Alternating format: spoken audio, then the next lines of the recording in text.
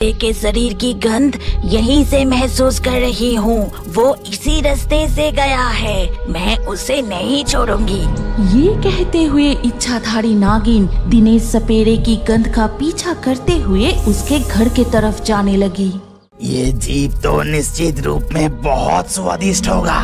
मैं अभी जाकर इसे डांस के मार देता हूँ, फिर हम सब मिलकर इसे मजे से खाएंगे।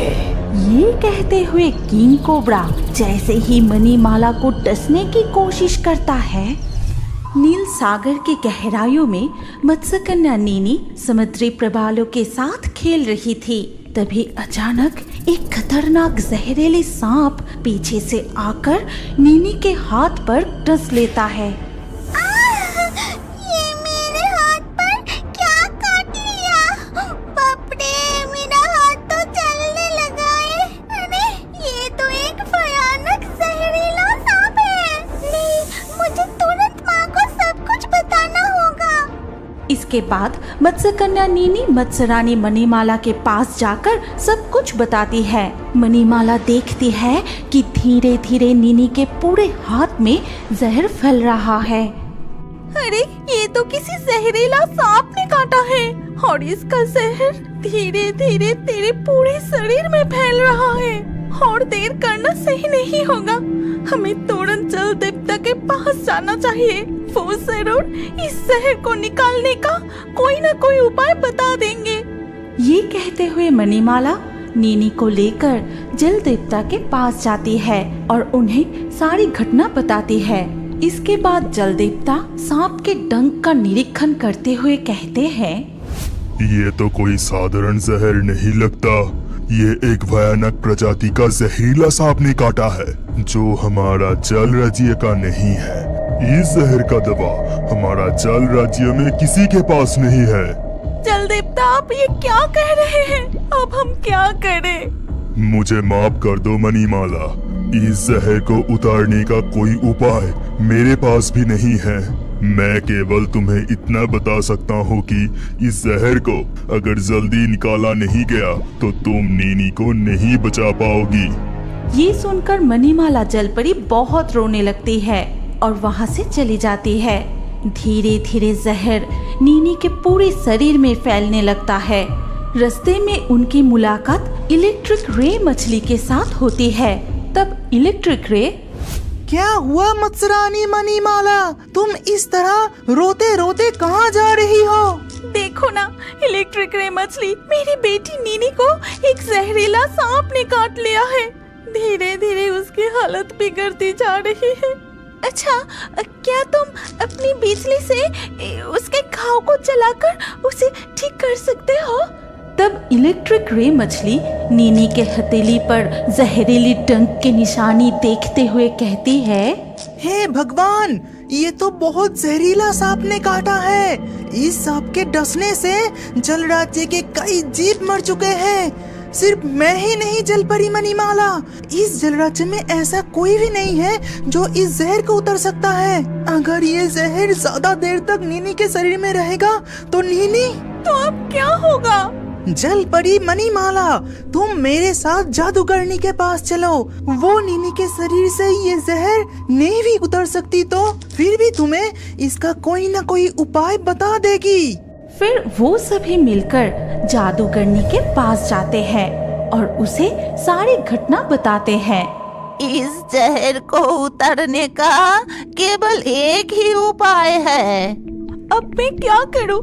अब मुझे बताइए, मैं अपनी बेटी को बचाने के लिए सब कुछ कर सकती हूँ। इस जहर को केवल एक इच्छाधारी नागिन ही उतर सकती है और वो नागिन स्थल भाग के एक दुर्गम गुफा में रहती है, लेकिन मुझे उसका ठिकाना नहीं पता। तो अब मैं उस इच्छाधारी नागिन तक कैसे पहुंच पाऊंगी? तुम चिंता मत करो मणिमाला, तुम जादुई मोती की मदद से मानव रूप धारण करके स्थल भाग पर जाओ। वहाँ तुम्हें कोई ना कोई रास्ता जरूर मिल जाएगी। जादूगरनी के कहे अनुसार मणिमाला नीनी को लेकर वहां से चली जाती है और जादुई मोती की मदद से मानव रूप धारण करके स्थल भूमि की ओर चल पड़ते हैं। कई कठिन रास्ते पार करने के बाद भी उन्हें कोई ठिकाना नहीं मिलता। अंत में थककर वो एक पेड़ के नीचे बैठ जाते हैं। मुझसे अब और सहन नहीं हो रही है, मुझे बहुत दर्द हो रहा है। ये कहते ही नीनी बेहोश हो जाती है। अरे मेरी बच्ची, क्या हुआ तुझे? आंखें खोल बेटी, कोई है? आसपास कोई है? मेरी मदद करो, नहीं तो मैं अपनी बेटी को नहीं बचा पाऊंगी। तभी उसी रास्ते से टूनी चिड़िया उड़ते हुए जा रही थी और मणिमाला के पास आके टूनी कहती है, मत्स्यरानी मणिमाला, तुम्हें क्या हुआ है? तुम यहाँ बैठकर ऐसे क्यों रो रही हो? और नीनी, उसे क्या हुई और उसकी शरीर नीले क्यों पड़ गई? तब मणिमाला टूनी चिड़िया को सारी बातें बताती है। फिर टूनी चिड़िया, तुम जल्दी से मेरे साथ प्रकृति देवी के पास चलो, वो जरूर तुम्हें इच्छाधारी नागिन की पता बता देगी। फिर मणिमाला नीनी को उठाकर टूनी चिड़िया के साथ प्रकृति देवी के पास जाती है। सब कुछ सुनने के बाद प्रकृति देवी कहती है, लेकिन मणिमाला, वो इच्छाधारी नागिन एक दुर्गम गुफा में रहती है और उस गुफा तक पहुंचना इतना आसान नहीं है। एक विशाल जंगल पार करने के बाद एक तेज नदी को पार करके ही तुम वहां पहुंच पाओगी। आज तक कोई भी उस गुफा के सामने तक नहीं पहुंच पाया है। प्रकृति देवी, मुझे उस गुफा तक पहुंचना ही होगा। मेरी बेटी की जिंदगी की कीमत उससे कई गुना ज्यादा है। ठीक है मणिमाला, तो तुम उत्तर दिशा की ओर जाओ। फिर कुछ दूर तक चलने के बाद एक नदी मिलेगी और उस नदी को पार करते ही तुम इच्छाधारी नागिन की गुफा तक पहुंच जाओगी और मेरे आशीर्वाद हमेशा तुम्हारे साथ है। फिर प्रकृति देवी के कहे अनुसार मणिमाला चल पड़ती है। यात्रा के दौरान उसे कई खतरों का सामना करना पड़ता है, लेकिन प्रकृति देवी के आशीर्वाद से वो सभी मुश्किलों को पार करते हुए आखिरकार नदी तक पहुंच जाती है। इसके बाद अपने जादुई मोती की मदद से फिर से जलपरी का रूप धारण कर नदी पार करने लगती है। फिर नदी पार करके पानी से सिर उठाते ही वो एक गुफा के सामने पहुंचती है। वो देखो, सामने एक गुफा दिख रहा है। जरूर वो इच्छाधारी नागिन की ही गुफा होगी।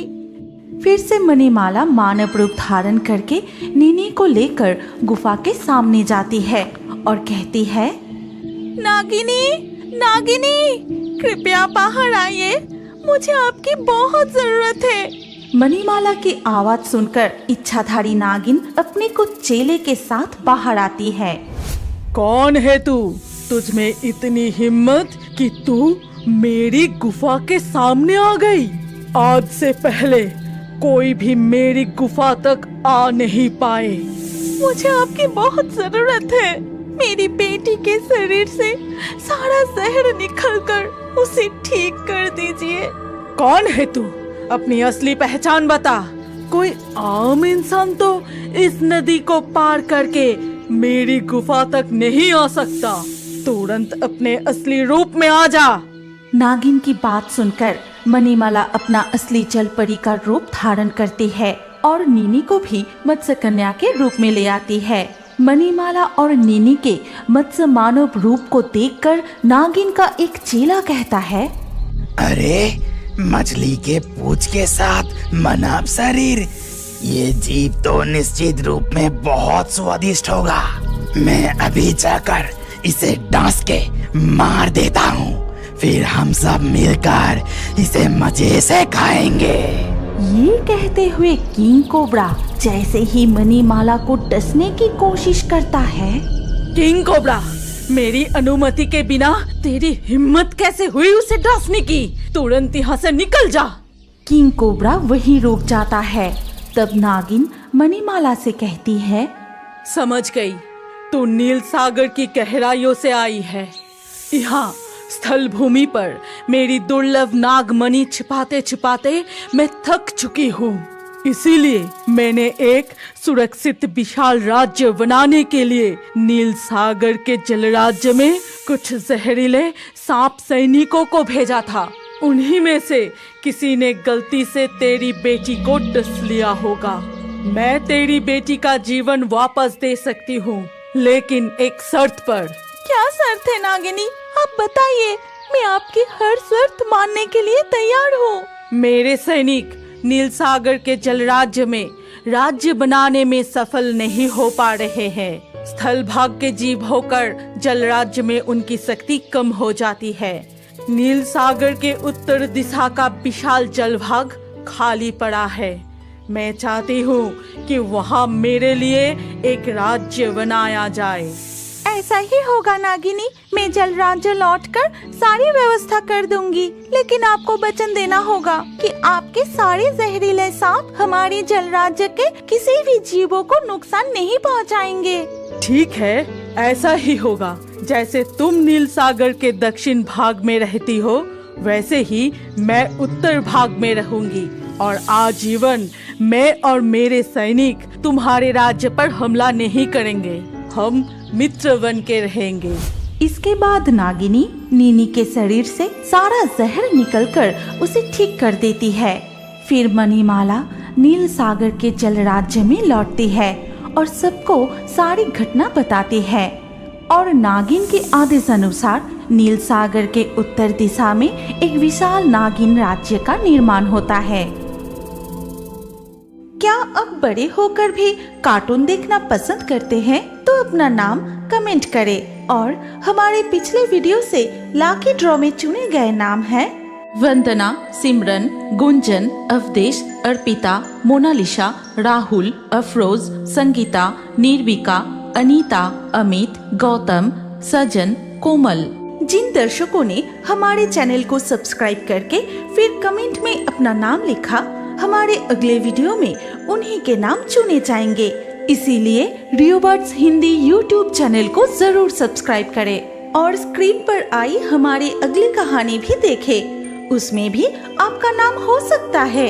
अगर नाम नहीं आया तो अगले वीडियो में आपका नाम लिख दीजिए। सोच क्या रहे हैं? जल्दी से क्लिक करके देखिए।